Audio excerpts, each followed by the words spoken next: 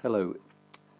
In the previous podcast, we looked at the Wall Street crash and how it triggered an event known as the Great Depression, which lasted for several years from 1929 until the middle of the 1930s, and of the impact of that crisis on Germany. And in that first podcast, we focused on the sort of social and economic problems that resulted. There's the mind map that you have been working on, that you were given in the revision session last week. So we've looked at the Wall Street crash, the first strand there, and the Great Depression 1929 to 35.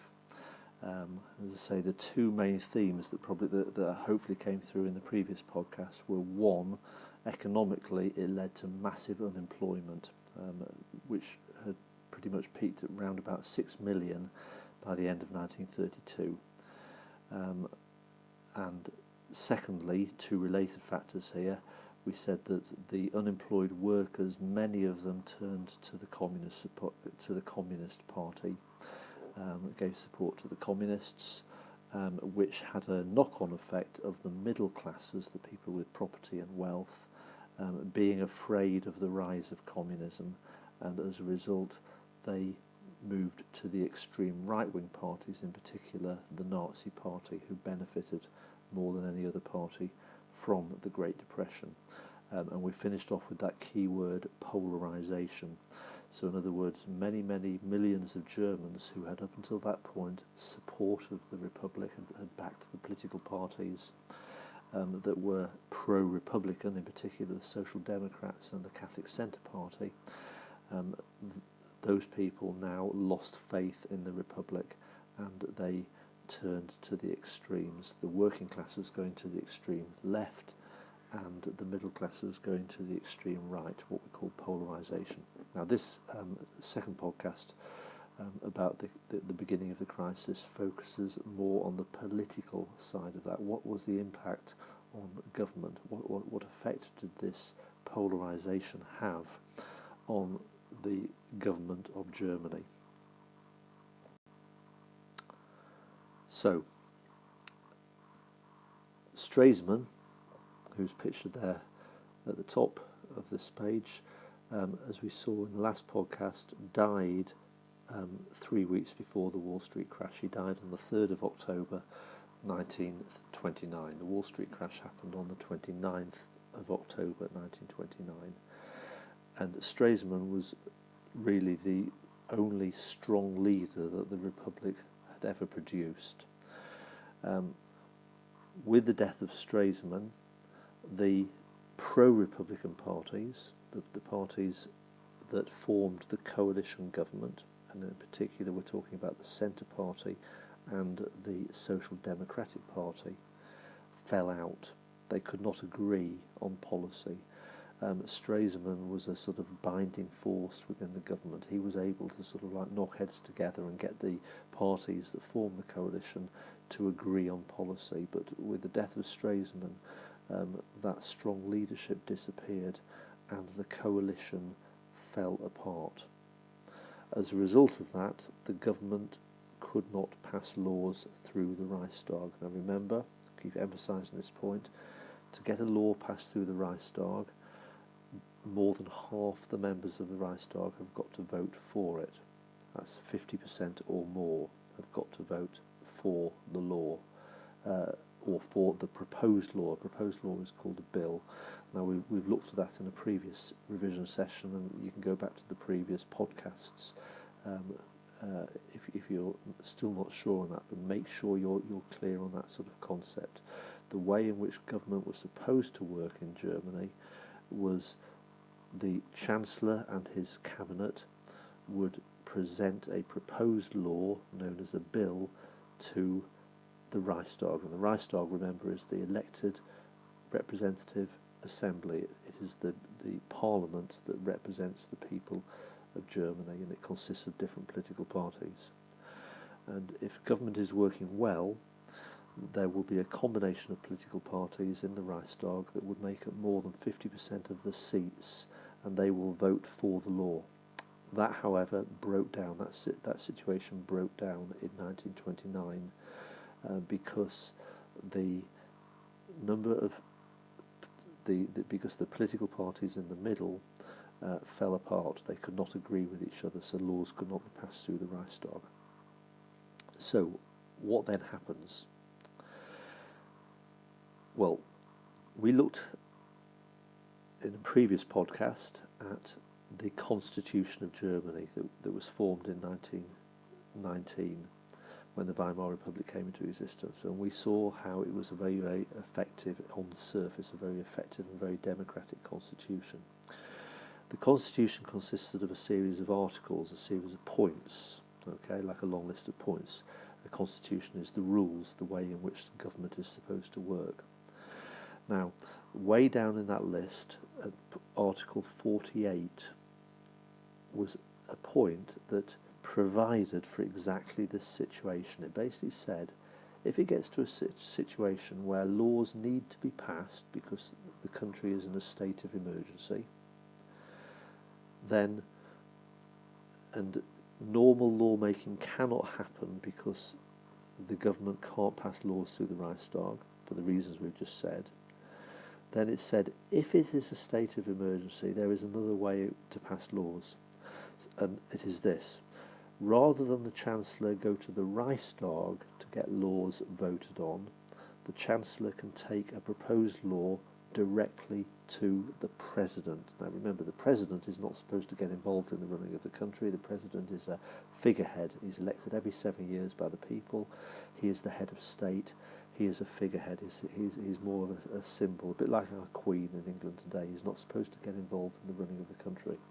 But if the Reichstag can't basically agree and back a law because of the reasons we just said, then Article 48 said, in a dire state of emergency, the Chancellor can take the proposed law directly to the President, and the President can sign that proposed law off and turn it into a law.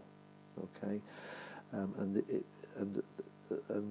if you do that, it is called a presidential decree, which carries the same force as law. Now basically what happened then was exactly that.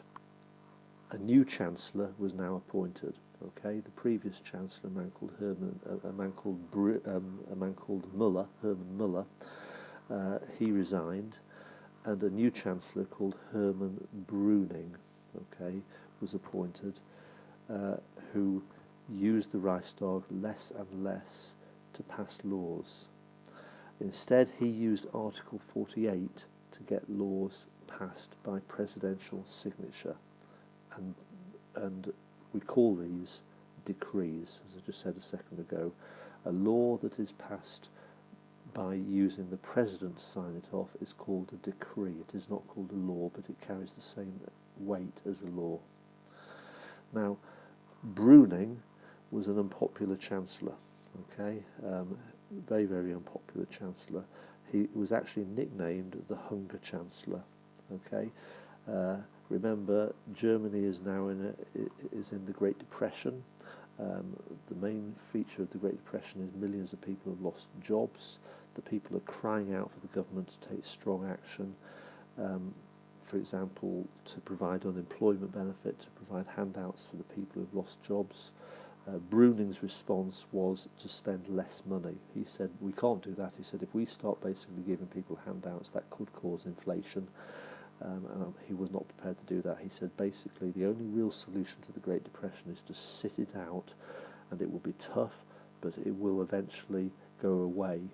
Now, that was not an easy message. It might have been the correct economic solution to the Great Depression, but from the viewpoint of millions of people who were unemployed, who were on the breadline, who could not feed their families, that was the last thing they wanted to hear. So he was a very, very unpopular Chancellor who was nicknamed the Hunger Chancellor. Nevertheless, Bruning did have President Hindenburg's support, and so he stayed in power, and he continued to stay in power until the summer of 1932, so he basically stayed in power for the best part of 2.5 years. Now, the point is, Bruning, during those 2.5 years, pretty much ruled Germany using presidential decree.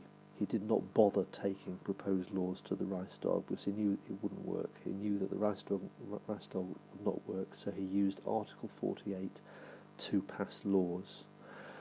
And so effectively, democracy broke down. In a sense, Germany became a dictatorship under Bruning. We often make the mistake of saying Germany became a dictatorship when Hitler took power in January 1933. Actually, lawmaking had been done using Article 48 since 1930. Now, as a result of this, more and more people turned to the extremes. So the workers to the extreme left, the communists, and the middle classes to the extreme right, the Nazis. There was an atmosphere of crisis in Germany during the early 1930s. There are the Nazi election results. Keep emphasising that fact. They had moved 1928 to 12 seats. Okay, now basically what happened then is in September 1930, because of that polarisation, because of the middle classes, because of their fear of communism, because of the Great Depression, the Nazis suddenly burst onto the political scene in 1930, in September 1930, when they achieved 107 seats. And you can see that in the graph here. You've got September 1930. You've got September 1930 here, and the Nazis are there. Now look at the previous election in 1928, when they only got 12 seats. Okay, so that's the difference. And then, of course, in July 1932, after 3 years of Bruning's rule, refusing to spend money to sort out the problems of Germany, the Nazis suddenly became the largest party in the Reichstag. And again, you look over to there, and you can see how in July 1932 there, the Nazis have suddenly gone to be the largest party. Okay, and they have overtaken the Social Democrats, who are the pink party there. You can see the Social Democrats there, who in September 1930 were still the largest party. So know those election results and be able to talk about those in your answers in the exam. There's a factual test. Pause the podcast just to test your knowledge, to make sure your knowledge is secure, and then go to the next slide where you will see the answers. There are the answers. This slideshow, in fact the whole series of slideshows about Germany in the golden era, you will find it in the folder in the revision area in Frog. And finally, a reminder that the next revision session, and I will produce a series of podcasts on this, is really a crucial one. Okay, it's a very, very commonly tested area in the exam. And it asks the question, how did Hitler become Chancellor in January 1933? So it pretty much picks up on where we've left off here, the breakdown of democracy, 1930 to 32. We'll go back through that again. And then the final 6 months, the sort of detailed events which you really do need to know, involving Franz von Papen, leading to Hitler being appointed as Chancellor on the 30th of January 1933. So that's the end of this podcast. Make sure you come to that revision session on Friday.